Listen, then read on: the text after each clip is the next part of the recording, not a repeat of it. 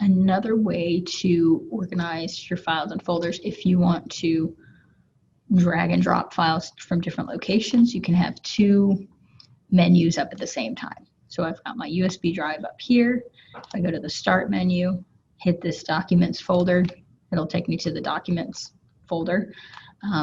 Let's say I want to put this in this Word folder under Documents.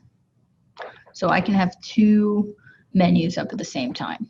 If I click at the very top of that menu and hold down that left click button, I can move this all around. So I can put that over here on the left, and I've got my files here in my USB drive on the right, and all I'm going to do is drag and drop to that other file location. So now that picture lives in two different places. It lives on my original file over here because when I dragged it, it did the copy. So you see, dragged it and it says copy to Word. Remember, copy is going to live in two locations.